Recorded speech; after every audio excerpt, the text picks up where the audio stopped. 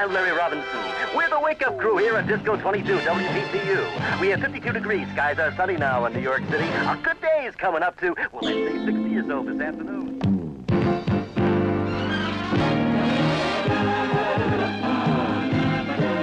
New York, New York. A city so great they went and named it twice. On the road coming into town, the 59th From the new Twin Towers, there's a window that looks down on everything in the world.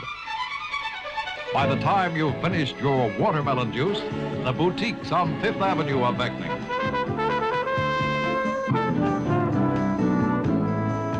And after the spree, change the Concord pace, a breath of autumn air in Central Park.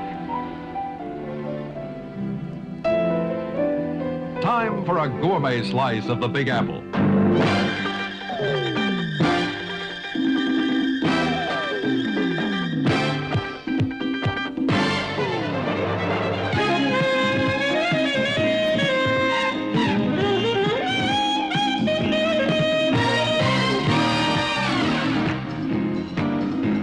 Peter Stuyvesant, jongste der wereldmerken. Peter Stuyvesant. Peter Stuyvesant. Hey guys, it's Matt. I'm going to try to continue the retro causality discussion to a bit relating in this commercial, probably from the late 70s. Peter Stuyvesant cigarettes. Look, even if I can't do it or I'm unsuccessful in carrying forward that potential theory about the retro causality, it's still worth looking at. It's still, if you want to go back to the basics of more 9/11 predictive programming, somehow everything having to do with 9/11 and the Twin Towers presents itself in every single form of media. It's becoming endless, or it already is endless. So it's interesting, even if you don't buy where I'm trying to take I'm not trying to take anything, where I'm trying to look into an aspect of reality that's very, very odd. And I'm going to try to use this to carry that idea forward. But even if you don't buy it, even if you're suspect, this is still very interesting on its own. Okay, very interesting on its own. Even if you're going to go with the simple bookends answer that the Rockefellers and the Lodge just called everything in, and it is a cigarette manufacturer, so they would have a seat at the creepy table, and it's just regular men and women implanted everything again. Well, you can do that. I'm not going to be able to convince you otherwise, even though I'm going to try to carry the theory along. But anybody outside of our circles that says this is just, again, more coincidence regarding predictive programming of 9/11, well, I'm sorry, they'd be wrong. It's not a coincidence after the 1,000th coincidence. See, each time somebody down the street or one of your friends or family is presented with something like this, you'd have to explain it to them because they would never see it on their own, of course. But it's always taken in isolation, and it's just because it's a one-off, well, it's a coincidence. But we have the perspective of looking at not a one-off, what is it, 1,000 off? If you have 1,000 in a row, is that 1,000 off? So it's not a coincidence, but there's very few options. Okay, we're narrowing it down. Reality's like that chicken that Rocky tried to catch. Rocky 2. You gotta be fast to catch the bird. You gotta work speed. Rocky's trying to catch that chicken. Reality used to be a really fast chicken, but it's kind of breaking down. Like that turkey in the Philadelphia area that had to be euthanized a few days ago that got loose. It's not a fast chicken anymore. And we're almost getting ready to, we're not quite grabbing it, but we're getting close. There's not a lot of options. Either it's predictive programs for 9/11 and the lodges are just calling it in. You can decide. I'm going to go over every element of this video. The lodges are calling it in, and the Rockefeller Center is prominently featured, and I'll go over all of it. I'll show you a breakdown of that commercial again. I can't imagine YouTube's going to try to, from a copyright perspective, protect that old piece of shit. It's not a new Beyonce video, but we'll see. And I'm going to try to, I'll try to do what I can if I'm taking the right side of the podium debating the retrocausality ideas on the table or should be left on the table, and somebody else can take the other side, that it's just predictive programming in. The Rockefellers, with the lodges, coordinated all of it, and but why do they coordinate it? Why do they call it into all the commercial makers? Why do they call it into Robert Zemeckis and the comic book makers? Why do they keep calling it in? Hello? Oh yeah, we got your call last month. You want us to put another 9/11 reference? What are you working on today? We're working on a Peter Stoyzevent cigarette commercial. Ah, very convenient. Can you work the 9/11 into that? We'll see what we can do. Unless you think it's called in every single time, we have to look for other possibilities, and that's what I'm trying to do. So, anyway, let's just dive right into it. Come back later. Okay, guys, let's get into this.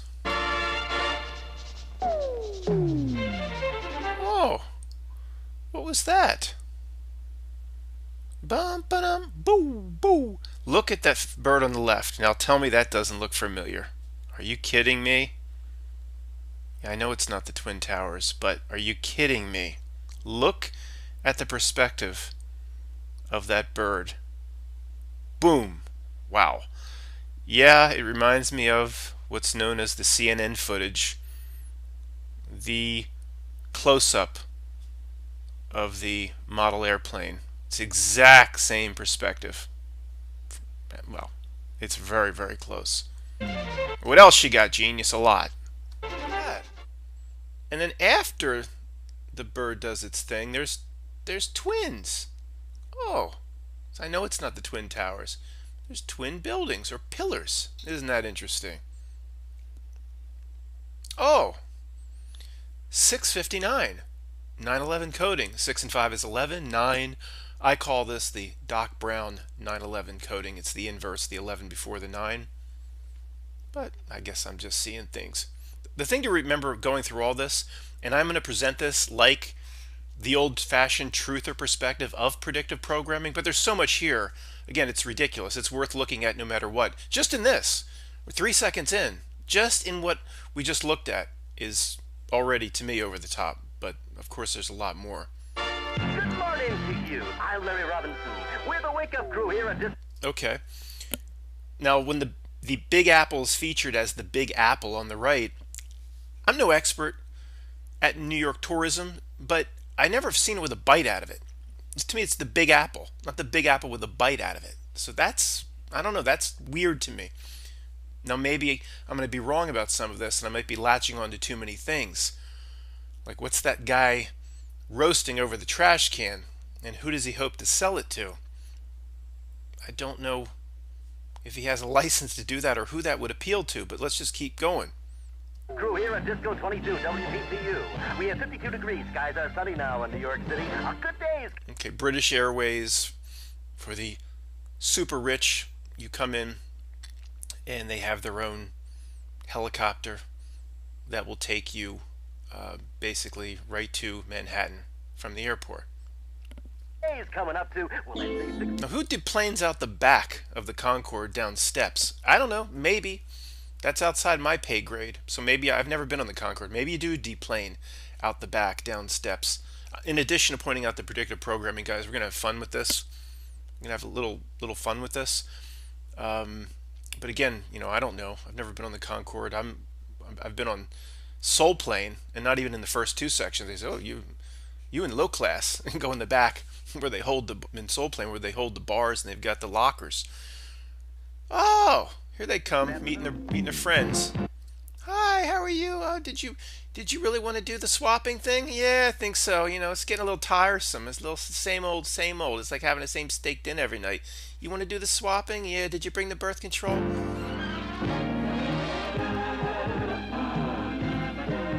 New York. Look at that thing. Look at that thing. That's no Lady Liberty. I mean, look at that. That's a face only a mother could love. And look at that arm. There are bodybuilders, professional bodybuilders that competed in the Mr. Olympia that trained for years that don't have a tricep like that. Look at the forearm. That's like, it's either a forearm that would put a lumberjack to shame or something that would appear in the movie Over the Top with Sylvester Stallone. That ain't no womanly arm. Should be an axe. She should be holding an axe on the end of that thing, not an upside down penis. New York, a city so great. Oh, Oh, look at that. Just put the tip of the upside down penis right on the top of the Twin Towers. And what's that thing coming in hot that's leaving a trail of smoke? Right over the Twin Towers. New York, a city so great they went and named it twice. And they named the city twice. Twins. Right when they're showing the twins, they named the city twice. Thing coming in hot. Now, it could be a helicopter, but to me it's leaving a trail of smoke. It's coming in hot and fast. They went and named it twice. The road telling it is down. Whatever. Is it, again, you tell anybody around you about this stuff, and they're just going to think you're out of your mind, and they have no idea how this world and reality works. And it delivers the same sort of script over and over again. Okay, again, keep the wild stuff, the retro causality to the end, just simply pointing out what we would classically call predictive programming and things or media happening prior to 9/11. There's too much here for it to be coincidence. Too much. The road telling it is down to 59. From the new Twin Towers, there's a window that looks down on everything in the world. Okay. It says, from the new Twin Towers. Now, the Twin Towers aren't shown here, but right here he says, from the new Twin Towers. Again, this is from a tourist perspective, what the couple's going to do all day until they meet up with that foursome and swap. There's a window that looks down on everyone in the world. Now, there's different interpretations of this, but what's important is, what building you're looking at right now. Rockefeller Center, Rockefeller Plaza, the Rockefellers, where they say something like the 5th floor of this building is just to manage Rockefeller money. And it's down to a paltry $11 billion. And let's just rub our fingers together. It's the world's smallest violin playing for the Rockefellers, where their net worth is down to just $11 billion, according to one of the recent Forbes or Fortune articles. Down to $11 billion. Sure it is. It's well over $1 trillion. Telling me Zuckerberg could just write a check? Hey, Rockefellers, come see me. I want to buy all your assets. Here's a check. Get lost. No little pissant boobs like Zuckerberg can't write a check and just buy up everything Rockefeller. $11 billion net worth is what they advertise is absurd. Let's get back to the main point. There's a window that looks down on everyone in the world. Absolutely, there's a window in that building where they sit around with their feet up and they look down on everybody else in the world. Yeah, they look down the way your neighbors would look down on an anthill or a wasp's nest that's built under the deck. Honey, we got wasps again. Get the spray. Yeah, they look down on everybody. That's what I interpret as. Now, the word down is also used very, very closely to the World Trade Center. Down. Well, that's the way reality works too. Let's not overthink it. But having Rockefeller Center right there is no coincidence. Rockefeller Center itself, from that perspective, almost looks like a cascading, falling World Trade Center. I'm not joking. Look at that. Big, smaller, smallest, cascading. It's going to be a stretch. Some of the stuff I'm going to throw out, sure, I'm going to be wrong. It's just I'm taking it way too far. But if there's a possibility, I'm still going to float it. World. There's twins there. That's more like triplets. That's not obviously, it's obviously not the World Trade Center, guys. By the time you've finished your watermelon juice, the boutiques on 5th Avenue are beckoning. Oh! There's 9. There wouldn't be an 11 anywhere here, would they? No, you wouldn't think that, would you? Well, you got the ultimate 11 to go with this big fat 9. Oh, there's the World Trade Center. I think. I'm no New York tourism guide, but I would think that is the Twin Towers there. Certainly looks like it to me. I don't see a giant antenna on one. Maybe it's before they put the antenna. This could be early 70s, mid 70s. I don't know. But if that's not good enough, you have the two people standing right next to the 9. It's your Doc Brown 11 before the 9. And you also kind of have an 11 kind of thing that forms, horizontally along the sidewalk. And you also have 2 pillars there. I'm not an expert in all this. I sniff that there's matrix code here. Most of the time I can't interpret it, but I can sniff it that something's there for a reason, again, even if I can't interpret it. And there's also the mirror image. The building creates a mirror. You get a mirror image, probably. I don't know if you can get a mirror image of the Twin Towers, but the building creates a mirror image of at least that building. I know there's YouTube channels that talk about the mirror, and I'm not expert in all that, so let's just continue. But is it just a coincidence the 9 is there? Of course not. I've been over this with a fine-tooth comb, guys. There's no numbers in the bus. There's nothing associated with the bus. I've been over this very, very closely. It's just Peter Stuyvesant again. That's trying to remind you very briefly. This is a cigarette ad, but is it a cigarette ad to show all of this and just have cigarettes at the very end? Is that a cigarette ad, or is there another reason for this? Peter Stuyvesant. I'll tell you who Peter Stuyvesant is at the end. And after the spree, change the Concorde pace, a breath of autumn air in Central Park. Look at that. There was actually a point in history where you could go to a classy bar or restaurant, order 3 gin and tonics and a double Chardonnay and a pack of cigarettes. Put the pack of cigarettes with the. Do you need matches? Yeah. Put the matches and the cigarettes right on a little plate and serve it up. Incredible. Now, remember, they're following this couple throughout the day. They've been shopping. Now it's time for dinner. Later, they're going to pair off with a different partner. What do you have in the background here? The Twin Towers in the background. See them? Right above that guy's hair, the brown hair, right above the blonde and brown hair on the left. The Twin Towers. Very, very hard to see. Very, very brief.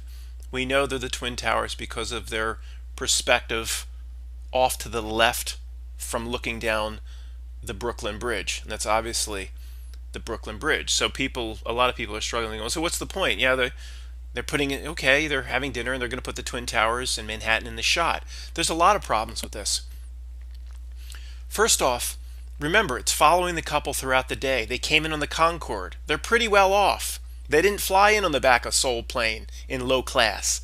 This is upper middle class minimum. Okay, they deplaned at the back of the Concorde. So Manhattan has the greatest restaurants in the world, and they took a cab across the Brooklyn Bridge to go to Brooklyn Heights for dinner. The dinner place there, it's at Brooklyn Heights. It ain't that nice in the 70s. It's amazing they didn't get mugged going in there. Okay, so it doesn't. Okay, somebody might say, "Look, Matt, the tourism board, wanted Manhattan in the background." Did they? Did they? Because this happened so quickly that nobody watching knows really what's in the background. Really, there's no beautiful image of New York in the background.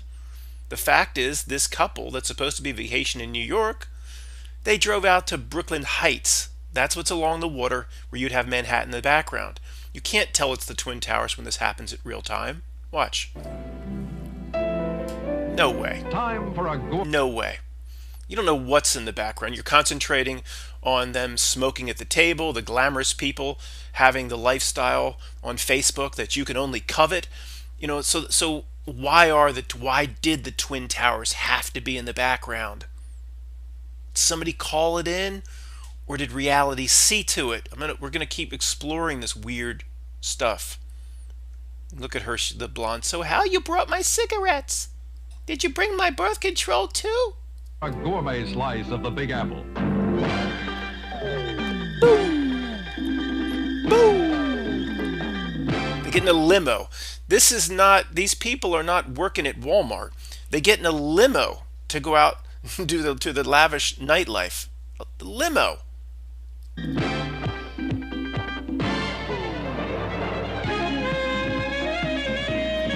Smoke the entire time, of course. And there's nothing there. It says Castro at the bottom left there. I've been over this again with a fine-tooth comb. There's nothing there. Xenon. They go night clubbing at Xenon. I don't know how that's, $40 a round of drinks at Xenon, probably even in the late or mid 70s. Now, Xenon, you put it through Gematrinator, it codes to 9 across the board in all 4 ways. 9999. Again, just throwing it out, no expert. But Xenon was a major club for clubbing in New York City in the mid to late 70s, just under the prestige of Studio 54. Just under. So if that was the big cheese, this was, the king, then this was the queen. Xenon. It's a real club. Peter Stuyvesant, jongste der wereldmerken. Peter Stuyvesant. Peter Stuyvesant, which has a Dutch heritage, I'll explain. The Dutch actually used to, quote, own New York before the British. So New York has a Dutch heritage through the first governor, Peter Stuyvesant. Isn't that weird? Gold member? The Dutch owned New York. Now then the British came in, strong-armed them at some point, and they turned it over to the British, and they made it New York. It was New Amsterdam. But Peter Stuyvesant, I don't know if I'm pronouncing that correctly, whatever. He was the first, quote, governor. They didn't call him governor, but it was essentially first governor of New York when it was ruled by the Dutch, New Amsterdam. Also, the XXX there is a traditional logo or flag that's associated with either the Netherlands or Amsterdam, the 3 X's. And, of course, through the Peter Stuyvesant advertising, they do carry through what, I don't know, for lack of a better words, a Dutch heritage. However, it's probably not a great idea to have XXX marketed alongside your cigarettes. This is basically a code for poison, or if you don't see it that way, it's a code for triple brewing your moonshine.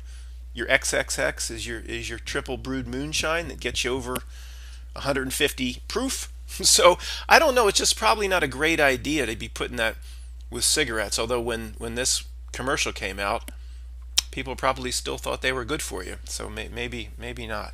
Your wrongs will be redressed. Yes, it's all for love. You must never be distressed. Yes, it's all for love. Someone's got to be oppressed. Yes, it's all for love. Okay, guys, at the end, this is this ridiculous musical. It's called Godspell. I have no idea what it is, but it's used in the predictive programming around 9/11. At the end, the guy says, opprimido, that's oppressed, points up and then points down. Someone has to be oppressed.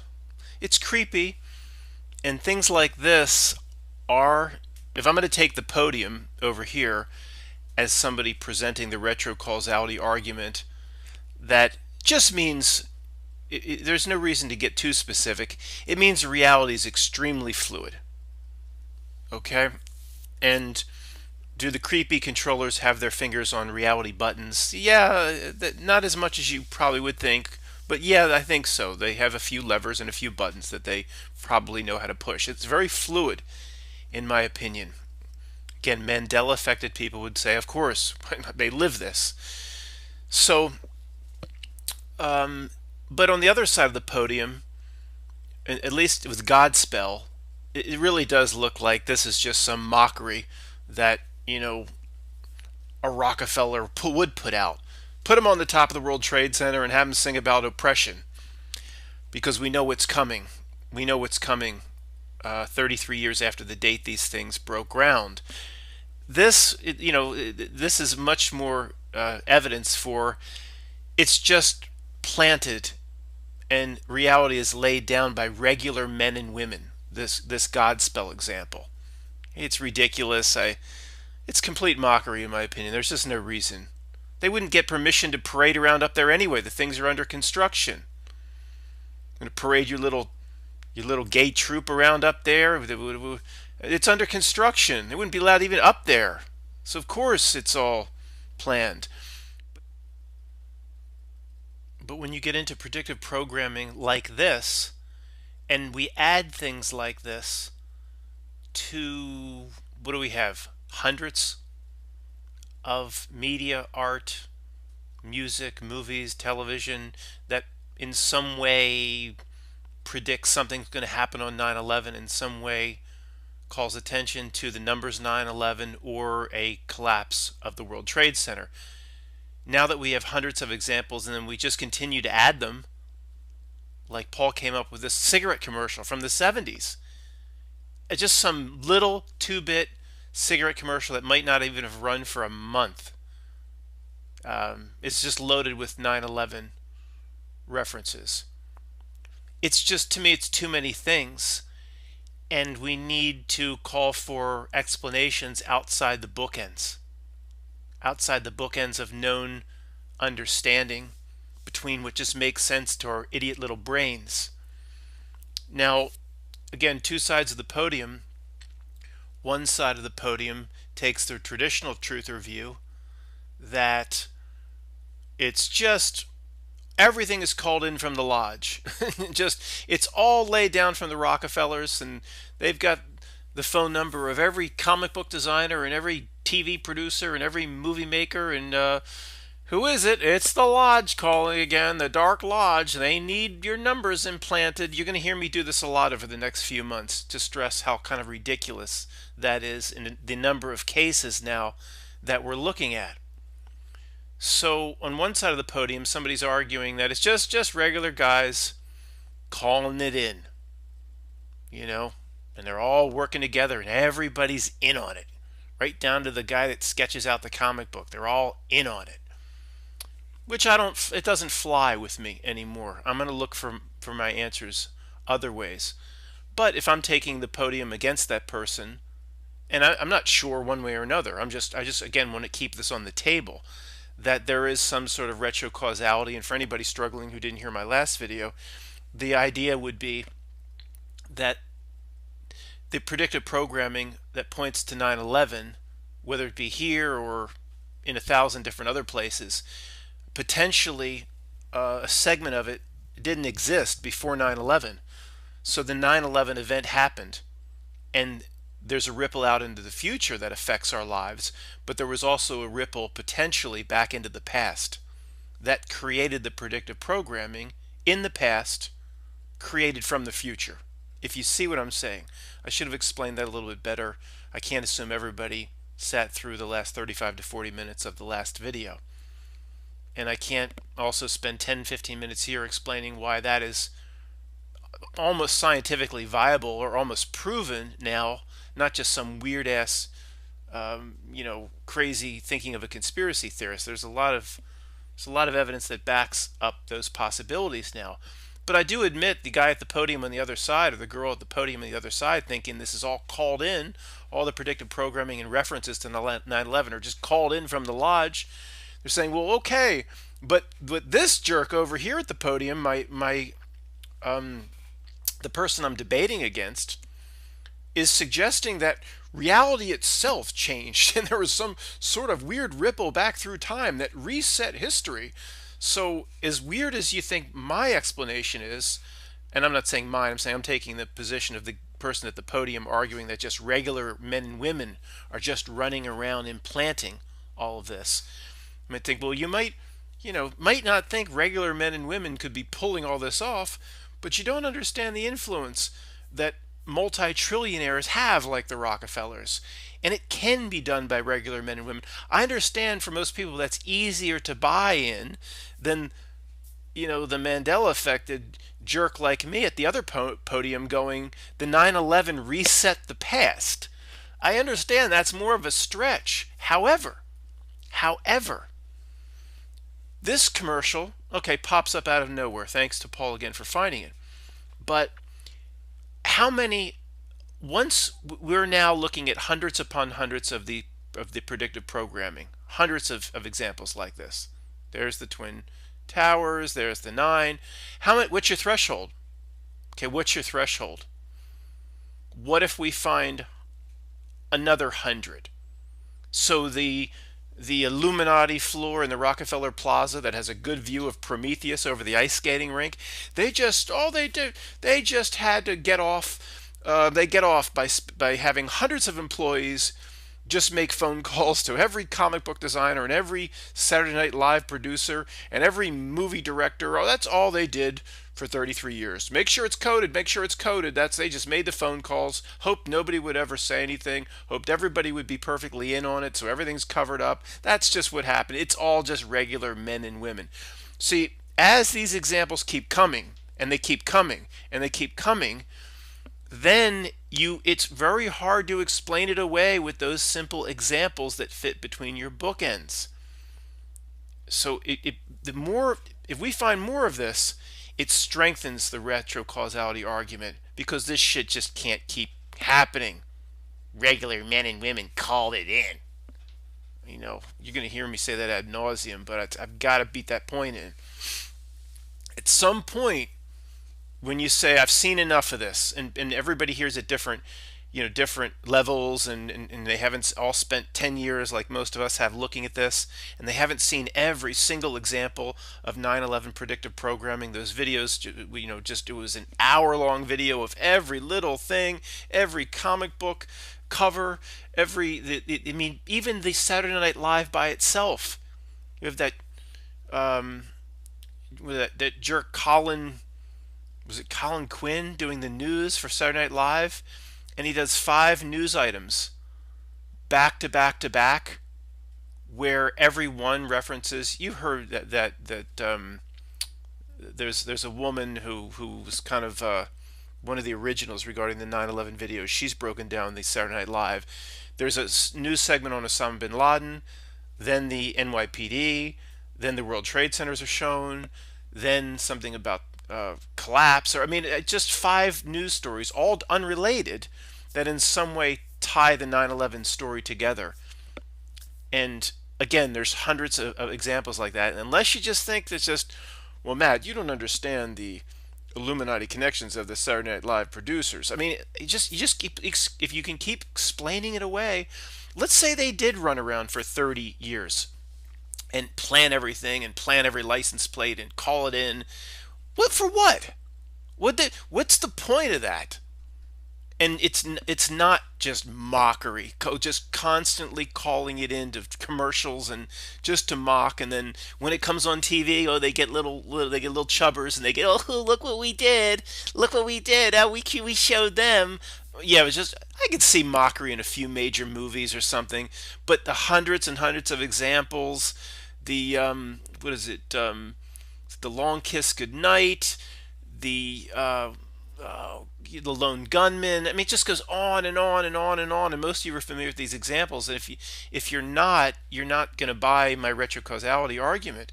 But every little time they saw it pop up, these Illuminati they just chuckled to each other and said, we showed them, we're showing them reality, and they just get off on the same tired joke over and over again, the same tired theme.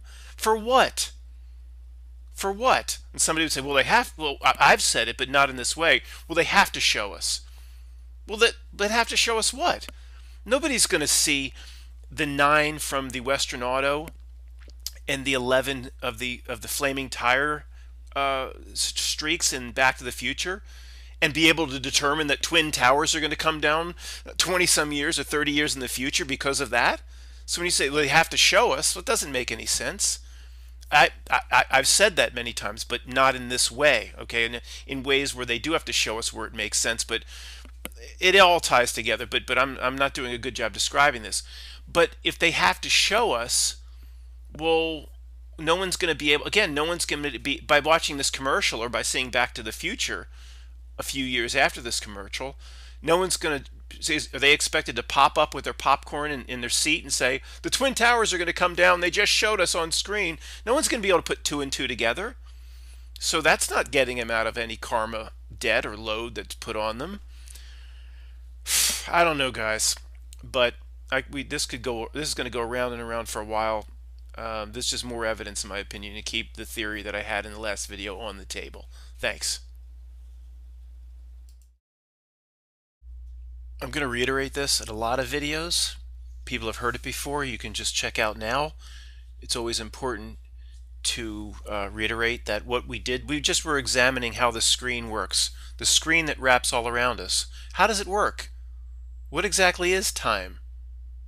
Why do we see it linearly? Can the past be changed? Everything that was just done is a screen exercise, examining the screen all around us. It's a screen of lies and deception. All that's important, again, all that's important is saying, well, no matter how the screen did it, whether it was all this predictive programming was rippled back through time, it all changed. It's interesting, it's fascinating, no doubt, but it doesn't matter to you. No matter what happens in the world, Soleimani, or you go outside, your reality bubble's the same. It's what you do for yourself. And again, examining how the underlying fabric of this reality works technically is chasing the screen, but it's fascinating. And there, I can't just have every YouTube video just saying this last minute and a half message. It's a bullshit screen of lies. It wants something from you. Don't give it what it wants. Work on what you think you're really here to do in this life. That's the real message.